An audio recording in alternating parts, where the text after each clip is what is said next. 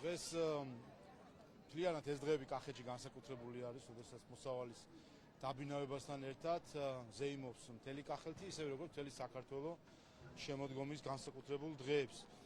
ღვინის ფესტივალი კი განსაკუთრებულია იმ მხრივ, რომ განსაკუთრებით ბოლო 12 წლის განმავლობაში მევენახეობა, მეღვინეობა ფაქტობრივად იმ მდგომარეობიდან, როდესაც კახელი გლეხი გადასული იყო იმაზე, რომ ჩაენაცვლებინა ვენახის სხვა კულტურებით, შემოbrunდა უკან ვენახისკენ, ღვინისკენ და გვაქვს არნახული ზრდა ამ მიმართულებით.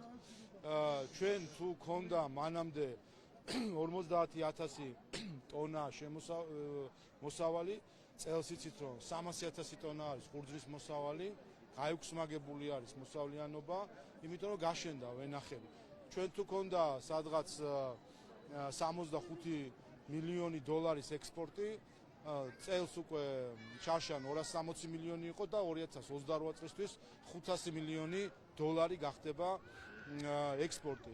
და შემოსავალი შესაბამისად თუ კი 10 წლის წინ მევენახეებთან შედიოდა 12 წლის შედიოდა სადღაც 70 მილიონი ლარი გლეხების ოჯახში, წელს უკვე ეს არის 300 მილიონზე მეტი. ამიტომ ეს არის ზუსტად შედეგი იმის, რომ სახელმწიფო ფიქრობს არა მოკლევადიან გეგმებზე და მიზნებზე, არამედ ფიქრობს თითოეულ ადამიანზე, ფიქრობს იმ ტრადიციულ მიმართულებებზე, რომელიც ჩვენ გქონდა, რომელმაც 1000 წლეულები გამოიარა და წინა ხელისუფლება ამის გადაკეთებას ცდილობდა, რომ კახელ გლეხს ვენახი ჩაენაცვლებინა სხვა კულტურები. ამიტომ განსაკუთრებული არის წლევანდელი შემოდგომა კახელი გლეხისთვის, როგორც მევენახეობის, ისე გურჯაანში ვარ და ატმის მეურნეობებში შემოსავალი, აქაც რეკორდულ მაჩვენებლებზე ვართ.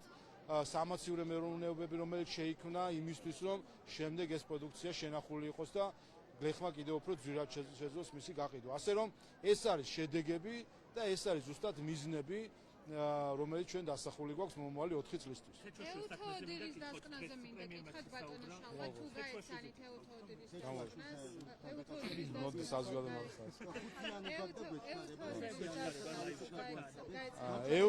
ეუთოოდირის დასკვნას პრემიერის კონტექსტშიც მინდა კითხოთ, როდის განცხადებაზე საუბრობთ. გიპასუხებ ყველაფერი ყველაზე უცბად. და რამდენად იყო გათვალისწინებული თქვენგან მიწოდებული? მნიშვნელოვანი არის ის შუალედური დასკვნა ეუთოოდირისა, რომელიც გამოქვეყნდა. ფაქტია და ყველამ ნახა ხომ, რომ რაც არ უნდა სადოს ოპოზიციამ და მიკერძოებულმა ადგილობრივმა დამკვირვებლებმა, რომ წარმოაჩინონ რაღაც გაზვიადებულად საკითხები, ეუთოოდირის დასკვნაში ყველაფერი ეს აისახა. რომ წინასაარჩევნო კამპანია არის მშვიდ გარემოში, რომ არის მხოლოდ შეიძლება ცალკეული ექსცესები იყოს, ორივე მიმართულებით, სხვა ჩვენს ესეც აღნიშნული აქვს ეუთოოდირს, როდესაც საუბარია დარღვევებზე, მაგალითად პლაკატების ჩამოხევა ასე შემდეგ, რომ ქართული ოცნების წინააღმდეგაც იყო ეს დარღვევები. აღნიშნული აქვს მთავარ პრობლემად პოლარიზაცია და განსაკუთრებით პოლარიზაცია მედიაში და ესეც იმ ჭრილში, რომ ხდება მათ შორის ამაზეც არის საუბარი, სარეკლამო რგოლებთან დაკავშირებით არის ხედავთ რთული მდგომარეობა, ჩვენ მივაწოდეთ დეტალური ინფორმაცია, წამებით გათვლილი, რამდენი წამი მოგვპარა მთავარმა ტვ-პირველმა ფორმულამ ქართულ ოცნებას და ჩაგვაყენა არათანაბარ მდგომარეობაში. სხვა პარტიებთან შედარებით 5 საათზე მეტი ჯამში, 5 საათზე მეტი სარეკლამო დრო მოიპარა ამ სამმა ტელევიზიამ საკუთარი პარტიული ბოსების სასარგებლოდ. ასე რომ ეს ჩვენ მივაწოდეთ დეტალური ინფორმაცია და იმედი გვაქვს, რომ უკვე შემდეგ ანგარიში ასახული იქნება მათ შორის ეს დეტალები. ასე რომ 2 კვირა დარჩა არჩევნებამდე, 2 კვირამდე პერიოდი შეჯამებულია და შეჯამებულია როგორც მშვიდი გარემო, სადაც არც ადმინისტრაციული რესურსები იქნება ეს თუ ძალადობა თუ სხვა პრეტენზიები, რომელიც კლასიკურად აქვს ხოლმე ოპოზიციას, ამ მხრივ არანაირი განსაკუთრებული მდგომარეობა არ არის და პირიქით აღნიშნულია, რომ მშვიდ გარემოში მიდის მთელი ეს პროცესი. რაც შეეხება კი ბატონო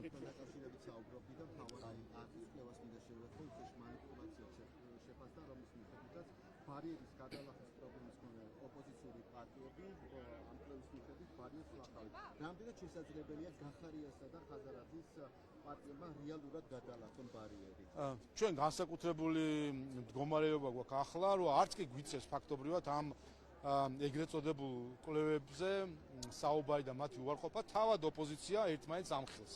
ასე რომ აქ ჩვენ სამუშაოს თავად ოპოზიცია აკეთებს და ამხელს ერთმანეთს. ხედავთ რომ როცა ეს არის კეზერაშვილის მართულ ტელევიზიაში, მაშინ ნაციონალ მოძრაობაა წინ, როცა ეს არის ნიკა გვარამიას მართულ ტელევიზიაში, მაშინ ნიკა გვარამია არის წინ. უბრალოდ სასაცილო არის. ასე არასერიოზულადაც ხომ არ უნდა მოექცნენ საკუთარ საზოგადოებას. ასე რომ ჩვენზე კარგად ამ კვლევებზე საუბრობენ თავად ოპოზიციის წარმომადგენლები, რომ ეს არის ხან კეზერაშვილის ოცნებები, ხან გვარამიას ოცნებები, ხან სააკაშვილის ოცნებები, ხან ხაზარაძის ოცნებები.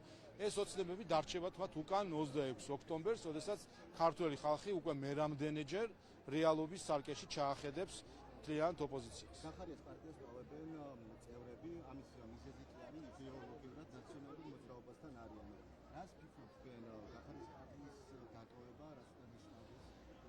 აქამდეც რომ იყვნენ ეგეც გასაკვირია გიორგი გახარიასთან, ხედავთ რომ არის ნაციონალ მოძრაობის ხელისუფლების ყოფილი წარმომადგენლები არიან, მისი წამყვანი პირები, მათ შორის საარჩევნო სიაში, მათ აქვთ დღემდე კოალიცია შექმნილი სხვადასხვა ადგილობრივ თვითმმართველობაში და საერთოდ საერთო გეგმაში არიან ჩასმული, როგორც ხედავთ, რაც თავარია, ისინი ამასაც პირდებიან მოსახლეობას, იმ შემთხვევაში, თუ კი შეძლებენ უმრავლესობის მოპოვებას, ისინი კოალიციას შეუქმნიან ნაციონალ მოძრაობას. ეს არის მათი დაპირება, ხომ?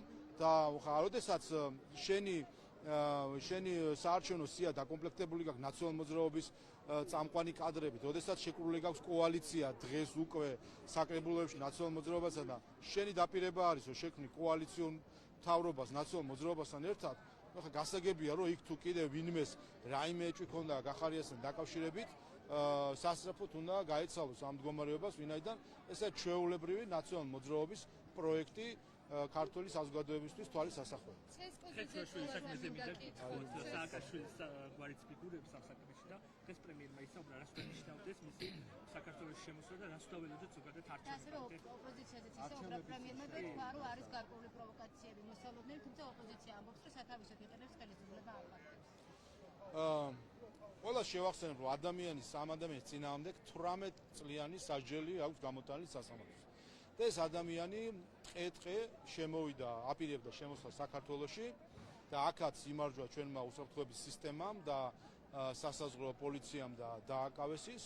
წარმოგიდგენთ ადამიანი, რომელსაც გარანტირებულად 18 წლიანი ციხე ემუქრება X ქვეყანაში, ამ X ქვეყანაში შედის ჩუმად და რისკავს საკუთარ თავისუფლებას 18 წლიან ციხეზე და ეს რისკმა ამ რისკმა არ გამართლა, გამოჩნდა კიდევაც.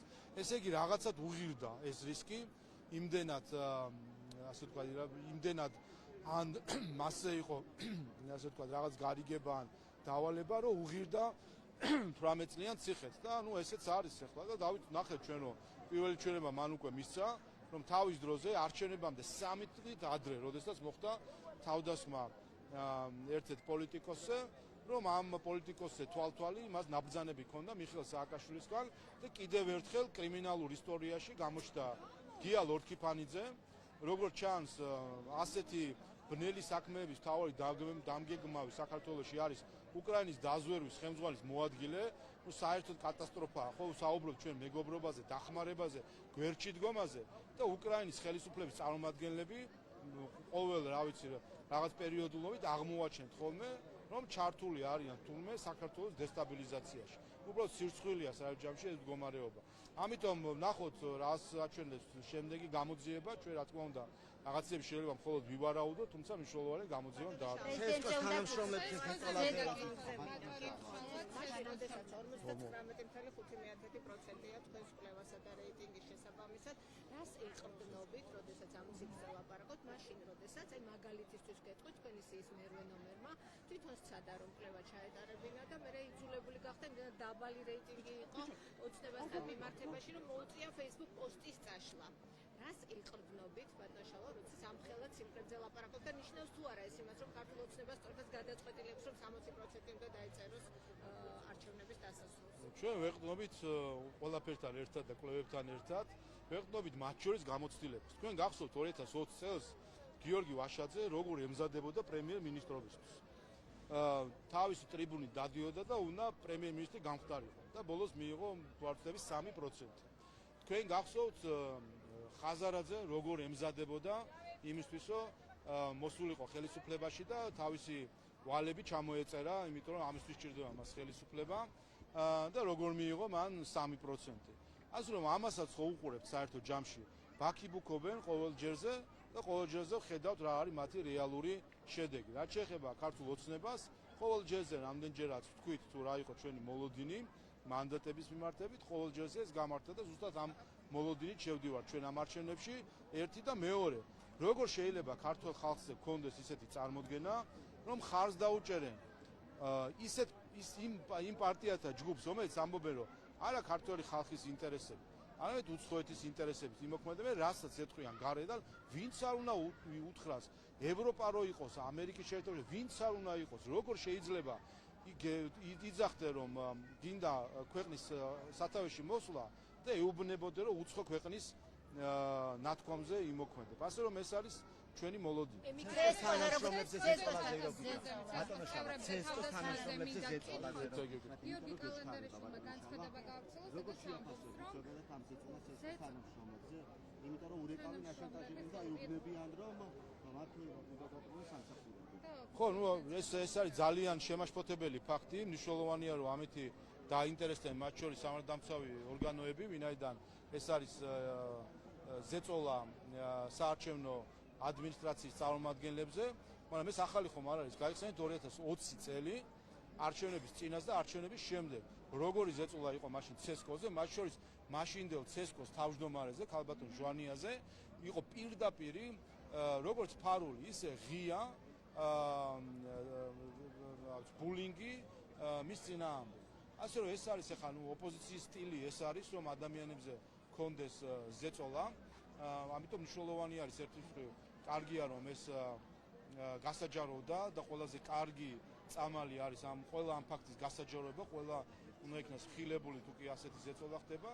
იმედი მაქვს რომ სამართალდამცავი ორგანოებიც ვფიქრობ რომ უნდა დაინტერესდნენ ამ საკითხს. მოსამართლეების კონფერენციაზე მიკითხოთ, ემიგრანტები ამბობენ რომ სწორედ იმიტომაც დატოვეს ისინი, ასეთი არის მოსაზრება, იმიტომაც დატოვეს საარჩევნო სიის მიღმა, რომ მათ ქართულმა ოცნებამ იცის რომ აგებს აი ამ არჩევნებს, ამაზე საუბრობენ ის ორგანიზაციებიც, რომლებიც სპეციალურად ამ საკითხებზე იმუშავებს. სადღაც ემიგრანტები ამბობენ რომ ქართული ოცნება აგებს არჩევნებს და სწორედ ამ უაგებთ ემიგრანტები არ სურს რომ ემიგრანტები იყვნენ საარჩევნო სიაში, სწორედ ამ მოსაზრებით და ამაზე საუბრობენ ის ორგანიზაციებიც, რომლებიც სწორედ ემიგრანტების თემასთან დაკავშირებით მუშაობენ. პირველი, ეუთოდრის დასკვნა, იმიტომაც არის მნიშვნელოვანი, მათ შორის ეს შუალედური, ზუსტად არის იქ აღნიშნული თუ რა სამუშაოები აქვს ჩატარებული ცესკოს, იუსტიციის სამინისტროს, საგარეო საქმეთა სამინისტროს იმისთვის, რომ შედგეს სიები და სხვათა შორის ეს წინა არჩევნებზეც იქნა აღნიშნული, რომ საქართველოში საარჩევნო სიებს რაც შეეხება ამ მხრივ არის სამაგალითო მდგომარეობა.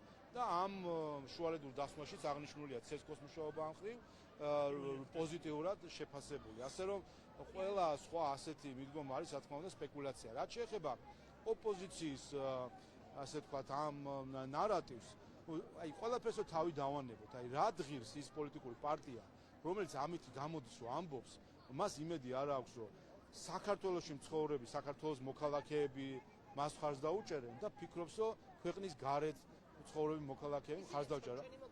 ხო და უყურეთ, არა, მოისმინეთ, სხვა რაღაცა.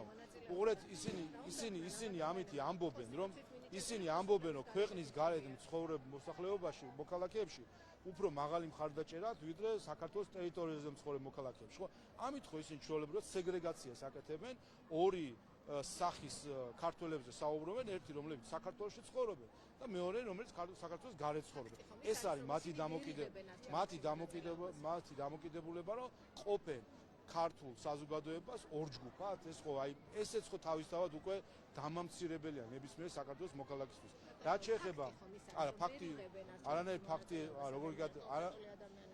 არანაირი ფაქტი არა, ზუსტად ამას ხსნი, რომ ეს არის ჩვეულებრივი სპეკულაცია.